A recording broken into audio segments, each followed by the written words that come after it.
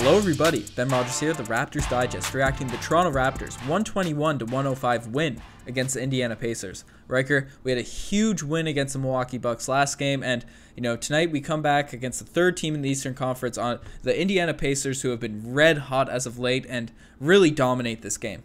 All-around game. They arrived at 2:30 in the morning, and they came out tonight and played like this. Kyle Lowry returned. Great all-around game. But before we get into it, we're starting a new segment. Today we're rolling it out. This is the red carpet reveal. Tentatively called. Actually, you know what? We'll run with it. We don't have the animations made for it yet, but we're calling it the comment of the day. With a little Canadian flair. But basically, we're picking. We love how everybody is always active in the comment box. So every podcast, we'll look at the podcast before. We're picking out our favorite, the one that's most relevant, the one catches our eye, the one with the most likes, whatever we're feeling. Today, perfectly relevant to this game, coming from The Wolf. He says, last season we were, you can't assume the gender. Can't assume the gender. Come on. But despite our analytics saying that 95% of the listeners are men, but we still got a few women listeners. That's it. As well. Shout out to the women listeners. Last season we were playing Pascal. We were saying that Pascal is the next Draymond, and people would laugh. But now, arguably, he's better than Dre, and he's just getting started. Not gonna argue with that comment there. Pascal Siakam, another big game, not a 30-point game, but that man went out there, energy, finesse. Like, he's just turning into an all-around player, and it's good to watch. Yeah, and the consistency now, what he's been showing as of late is really the encouraging thing. Every night, I mentioned it on every pod, he improves with every game. That doesn't necessarily mean he's scoring more and more every night, even though he seems to be breaking his career high every game, but he just comes out and does what the team needs him to do. Tonight he had 12 points, 10 rebounds, 4 assists. And, with Kawhi out, we need that sort of wing scoring out there. And he provided it when we needed it, but it was such an all-around team game. We didn't need one of those monster nights. And he mentioned it. People were saying that he could be a Draymond Green-esque player. And especially with Draymond Green's struggles this year and Pascal's just surgeons. He probably is playing better than Draymond. Well, there's no doubt about it. He's been playing better than Draymond Green this season. Yep. No, that's absolutely fair. But you mentioned the point. He didn't need a big game tonight. Nobody needed a big game except Norm, who we're going to have to extensively talk about because, that man came out like a tornado. But this was, without a doubt, in my time of watching basketball, one of the best all-around team games I have ever witnessed. Yeah. If you don't like basketball, if you watch this and didn't enjoy it, then you are not a fan of basketball. You don't like it because this was just a display of assists, a display of how defense turns into transition and how passing leads to open shots, and stroking threes. So this was just one of the best games I've ever seen the Raptors play. Most definitely. And I mentioned at the end of last game, the whole team, we saw Kawhi, Danny Green, and Fred be outspoken after the San Antonio Spurs game about how they need to move the ball more. They need to be getting into a flow of offense and, need to be playing exactly like you mentioned. And in the Bucks, they did it, especially the starters. And tonight, it was a whole team effort. Everyone played at this top level, and it was just really great to see. But you mentioned Norman Powell. He came out tonight. He's been absolutely amazing ever since he's come back from injury. Against the Bucks, he laid kind of a dud. It was his first poor game, and I was hoping it wouldn't be a consistent thing we see from Norm. But tonight, 23 points from Norman Powell, 2 rebounds, and 10 of 12 from the field. Oh, man. The ridiculous efficiency, 3 for 3 from the three-point line. I've been the leader. I've been outspoken even through last season, even through the beginning of this year, about how I really think Norman Powell is a legit NBA player. I think he could be a really good guy in this league. And, the past few weeks, he's really been showing it for the Toronto Raptors. No, you're absolutely right. When everybody's been hating on him, you've always been there inflating his tires. In this game, wow, the confidence. I think of Norman Powell in games like this. I'm hoping, just like you, that he continues this stretch of good basketball.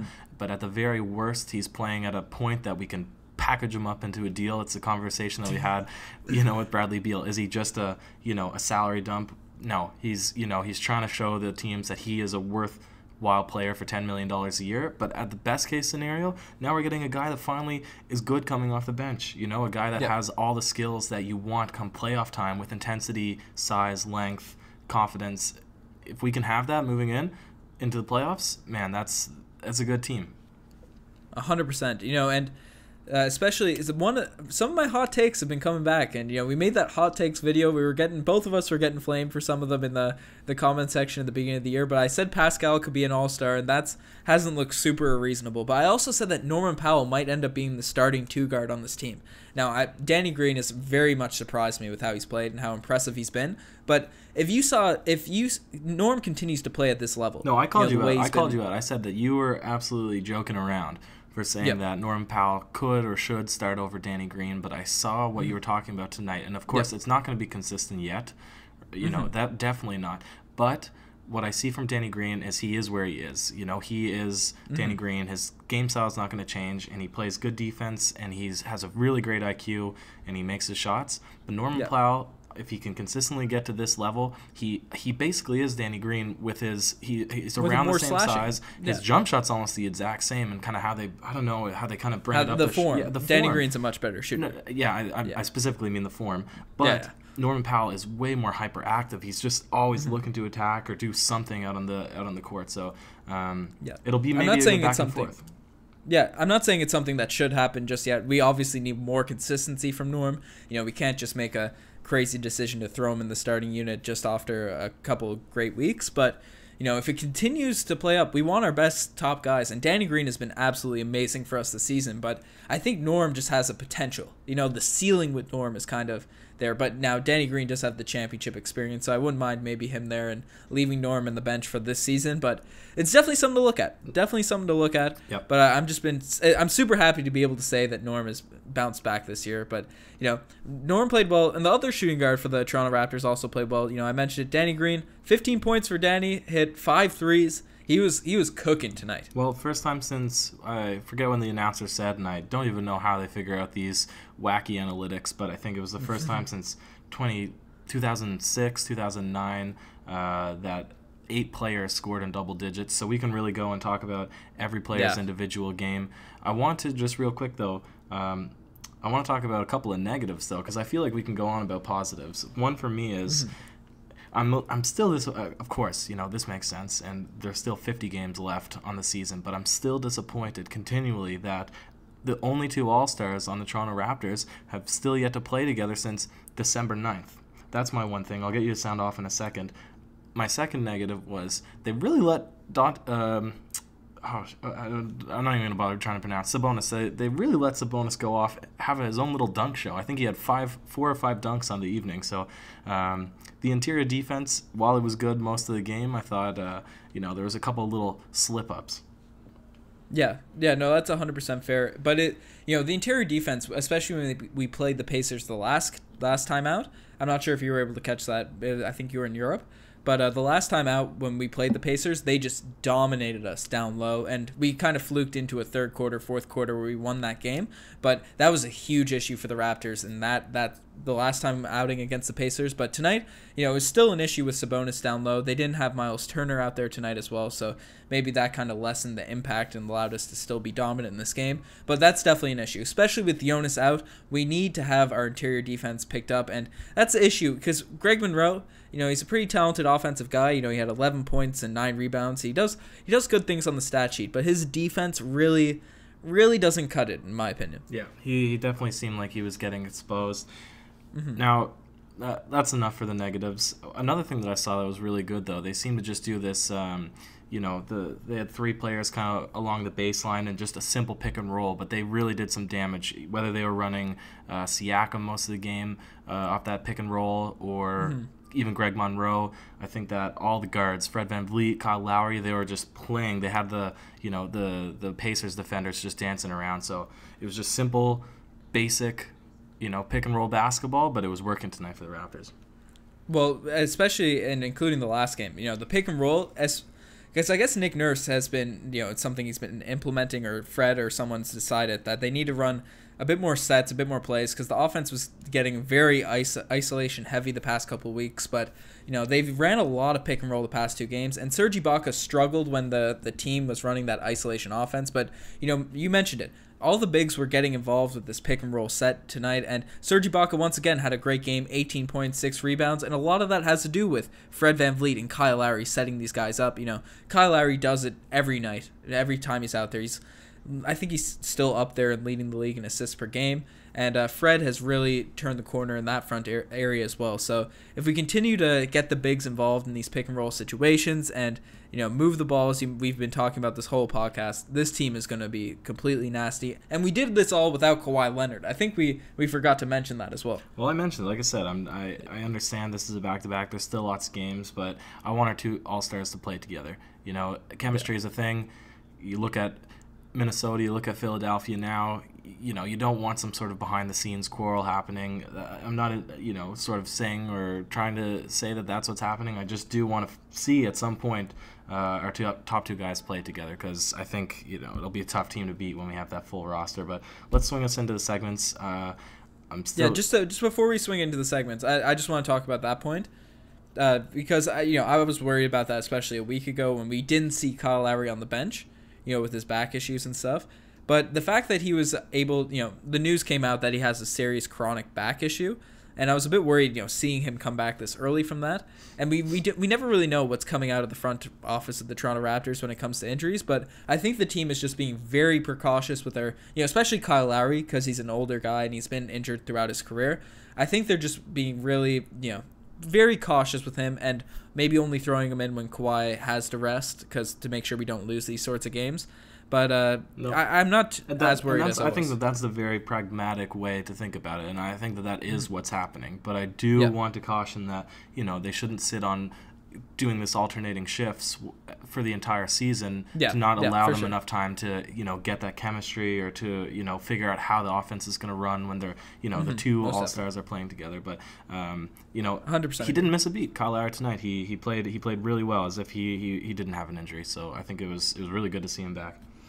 Yeah, most definitely. And so we'll swing it straight into the segments tonight. The Kawhi you do him like that play of the day. I'm not sure if you have anything in mind, but I have one. And for my Kawhi you do him like that, it's got to go to, I kind of flamed him on the last podcast, but DeLon Wright, he had a solid game tonight, and he came down on one play, had the nastiest double cross that I've seen in a while. Yeah. And Pascal Siakam saw DeLon made the double cross and finished a smooth layup. Then you saw Pascal Siakam on the bench make a little face. You know that will have to get thrown in the GIF loop coming up. So I was thinking the exact same play. He fakes using the screen, and then just as quick as he crosses the first time, gets a bonus on skates, and finishes with a bit of a Steph Curry looking layup. Yeah. And it had Nav the superfan really fired up as well. Yeah, so that was an exciting play, but not all plays can be the Kawhi you do him like that play of the day, and some just make you say, oh, geez. And tonight, we were just talking about Kyle Lowry. I have one, we all know how much Kyle Lowry takes charges and how good he is at that, but there's one play, I believe it was Tyreek Evans was coming down the lane. Lowry steps in, and it looked like he just got drilled. He got smoked and went flying back, but obviously with his back issue, I said oh geez at the TV, but he got right back up and ran up the court. It was a big oh geez moment for myself. Yeah, he's a guy. He's putting his body out on the line. Yeah, well, it's good that he's healthy. He's got that that size, that girth to him, so he doesn't take it on the back too much. Yep, no, that's it. And not much more to say about that. And then finally, the one, the only, the infamous, the Amari Carroll Gold Star Award for worst performance. You got anything in mind? Tonight, we usually give it to the guy that's been struggling. I have one in mind though, and I'm going to continue to say it. And I always say it at the end of the podcast. The Raptors playing well. They're doing great things out here. As we're playing great. But Chris Boucher, every time he comes into the game, he does something great. He's earned his minutes. He has earned a shot to get some run. And, Greg Monroe, he's good on offense and these sorts of things. But I want to see Boucher in the rotation for a few games. I want to see what he can do. He comes out for 2 minutes in this game, immediately hits a three. He does a little shrug at the bench. He's like, what more can I do? What more can I do to get some run? I want to see this man's in the rotation for a bit. It might not work, but I'm throwing it to Nick Nurse. Come on, Nick. All right, let me pick your brain for a sec before we finish this podcast off. In this current game, it was, relatively close for most of the game. They never got a 20-point lead or anything. How much minutes do you want him to play? And are you just saying we should take all of Greg Monroe's minutes and put Boucher in just for like a trial and error? run? Well, I think there's a lot of points throughout this game, and in games in the past too. I was really angry after the Bucks game when he didn't get to play, because you mentioned the Pacers do have some big guys, big lumbering players, but we saw Greg Monroe really wasn't doing too well on the defensive end.